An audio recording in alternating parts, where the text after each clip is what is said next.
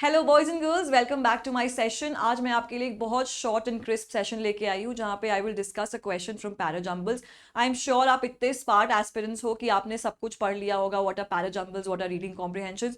I don't want to get into the definition today.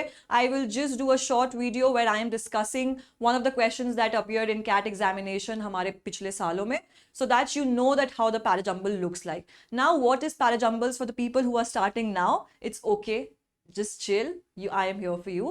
So the parajumbles are, a kind of paragraphs that are jumbled together so that you can rearrange it and make sense out of it.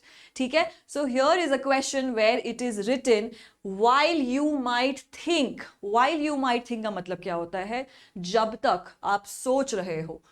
While so sorry, I will just choose my pen. कौन सा colour ले हम बताओ जल्दी से. I'll take red color, ठीक है, because I love red. चलो.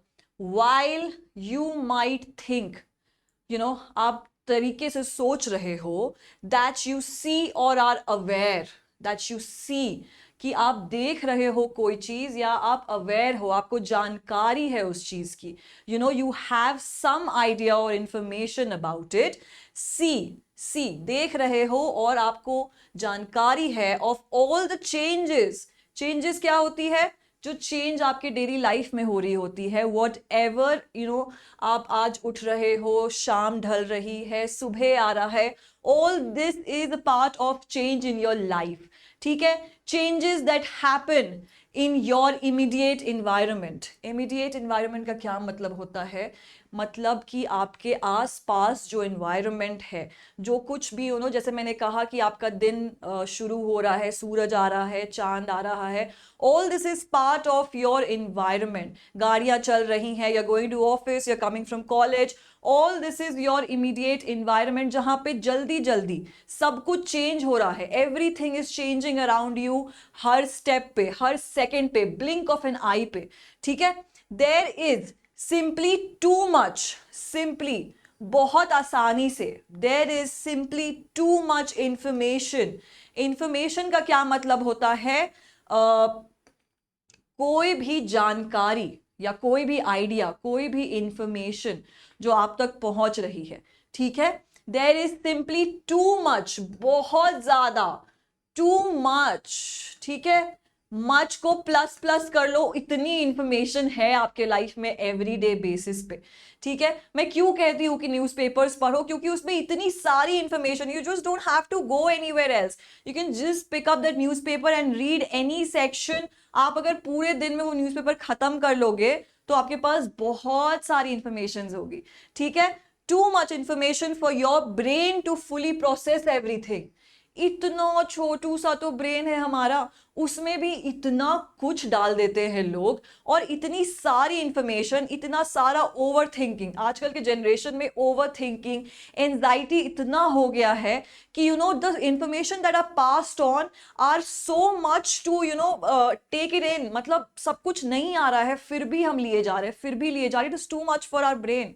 Just calm down. वैसे ही मैं कह रही हूँ क्या 2024 एग्जामिनेशन के बारे में भी, you don't need to over think about it, you just need to relax a bit. और क्या हो गया यार, इट्स जस्ट एन एग्जामिनेशन. अगर 2024 वाला कैट नहीं निकाल पाए हम, तो हम कोशिश करेंगे 2025 कैट एग्जामिनेशन के लिए. ठीक है? चलो. Now what does this sentence signify? इस सेंटेंस में ये बोला जा रहा है कि हम जो देख रहे हैं और जो हमारे पास जानकारी है, उस हिसाब से too much for our brain to process that information. ठीक है? That's what we have learned in our first line. अब हम ये लग तो नहीं रहा है कि can this be an opening sentence for a paragraph? और ऐसा नहीं है कि ये चारों जो पॉइंट्स हैं, this point, this point, this point and this point will make a paragraph. हो सकता है कि सिर्फ 1 और 3 ही पैराग्राफ बनाए, है ना? हो सकता है सिर्फ 2 और 3 पैराग्राफ बनाए, या हो सकता है कि ये चारों जो सेंटेंस दिए हुए हैं वो मिलके एक पैराग्राफ बना दे. ठीक है? नाउ साइकोलॉजिस्ट क्या होता है? मनोवैज्ञानिक. ठीक है? मनोवैज्ञानिक क्या बोल रहा है? Use the term, uses the term change blindness. Change blindness एक बहुत नया टर्म है. Please write it down in your dictionary, जहां पे भी आप लिखते हो, to understand the vocabulary. Change blindness क्या होता है? एक स्टिम्युलस होता है जो आपके माइंड में चल रहा होता है, एक फेनोमेना कह लो आप, जो आपके आसपास जो विजुअल्स हो रहे हैं उनको ग्रैब कर रहा है, और वो चेंज को एक पर्सपेक्टिव दे रहा है आपके दिमाग के थ्रू। ठीक है, चेंज ब्लाइंडनेस। अब ब्लाइंडनेस क्या हो गया कि you are walking through something, you are walking through a part and things are changing around you, but you're not trying to notice it. Psychologists have determined this change blindness as a phenomenon where visual stimulus is not affecting us. Even if it's changing, it's not affecting us because we are not able to process that information, process so much information into us, right? चलो, moving forward to, अब इसमें क्या हो सकता है? Change blindness का मतलब हो सकता है to make aware, to be conscious of. ठीक है, for having a perception, change blindness. सोचो ना, ब्लाइंडनेस और चेंज अगर दोनों को मिक्स कर दे तो हम कैसे समझ पाएंगे कि हम क्या देख रहे हैं? Are you able to see something with close eyes? No, you're not able to see something with your closed eyes because the change is happening around you. You need to open your eyes. और आपका दिमाग, this is not about you being blind, but this is about being the change and your mind getting blocked with the blindness that the mind is not able to process in terms of visualizing the changes.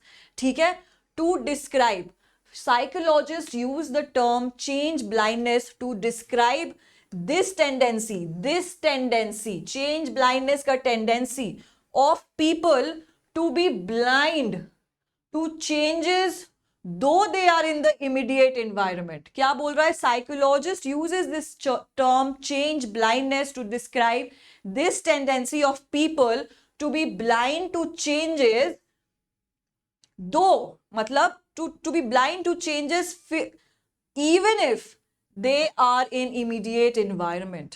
ठीक है, blind to changes, वही जो मैंने explain किया कि लोग changes visual नहीं करना चाह रहे हैं because there is too much information in this society, in this environment that you are living in, and the mind is not ready to adapt it. Okay, now क्या ये लग रहा है कि ओपनिंग सेंटेंस हो सकता है? Can this be true?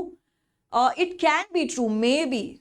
Psychologist से एक सेंटेंस शुरू हो सकता है and this can actually be true. ठीक है, now we will go on the third sentence, but while से अगर कुछ स्टार्ट हो रहा है तो it may be an opening sentence for a paragraph. ठीक है, while you might think, while से शुरू हो रहा है मतलब आप सोचो, एक जगह से स्टार्ट हो रहा है, एक इंस्टेंस बता रहा है, एक इंफॉर्मेशन दे रहा है which is starting from while.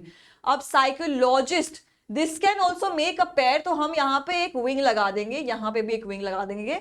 Both the option looks like that it is a starting sentence, it is starting paragraph, is starting word. ठीक है, we are coming to the third option, it can not be aware of every single thing that happens in the world around you. It cannot be aware, आप हर चीज से aware नहीं हो सकते हो which is going around you. ठीक है, I think this looks like the second sentence, मतलब ओपनिंग सेंटेंस के बाद जो सेकेंड सेंटेंस होगा, I think this looks like this, so we will point out this as second. ठीक है, हम इसको एज एन ऑप्शन रखते हैं where this is after the opening sentence, this is a sentence that comes after the opening sentence. ठीक है, now the fourth option, sometimes big shifts happen in front of your eyes. आप ये क्या बोल रहा है? Sometimes big shift मतलब बहुत सारी बड़ी बड़ी चीजें हो रही हैं आपके सामने, in front of your eyes, and you are not at all aware of these changes. ठीक है, अब मुझे लग रहा है कि मैं ये समझा देती हूँ। समटाइम्स बिग शिफ्ट्स मतलब बहुत बड़ी बड़ी चेंजेस हो रही हैं in front of your eyes and you are not all aware of these changes. ठीक है, क्या होता है? एक तो चेंज ब्लाइंडनेस होता है और एक इंटेंशनल ब्लाइंडनेस होता है। ठीक है, अब जैसे आप कोई स्वीट की शॉप याद कर लो, जैसे बीकानेर हो गया। ठीक है, आपको बीकानेर ही जाना है, ठीक है, तो आप इंटेंशनली बाकी दुकानें नहीं देखोगे, चाहे आपके रास्ते में 25 दुकानें क्यों ना आ रही हो, बट इंटेंशनल ब्लाइंडनेस में you are focused on just that shop, आप वहीं जाके रुकोगे, वहीं से मिठाई खरीदोगे, है ना, you will not see, this is intentional blindness. और जो ये वाला ब्लाइंडनेस जो हम कह रहे हैं, जो साइकोलॉजिस्ट मेंशन कर रहे हैं, which is a change blindness, where your mind is not able to visualize, मैंने बहुत बार बताया है इस कन्वर्सेशन में, that it is not able to visualize the big shift changes even if it's happening in the immediate environment. ठीक है, now we will see which of the paragraph looks like that it can actually mingle around and दोस्ती कर सकते हैं एक दूसरे में, है ना, तो वो हम सोचेंगे कि क्या हो सकता है इन चारों सेंटेंस में। समटाइम्स तो I think it is defining something, मतलब कुछ पैराग्राफ होगा उसके बाद ही समटाइम्स बोला जा सकता है ना, इतना तो हमें पता ही एक पैराग्राफ के बारे में when we are visualising something.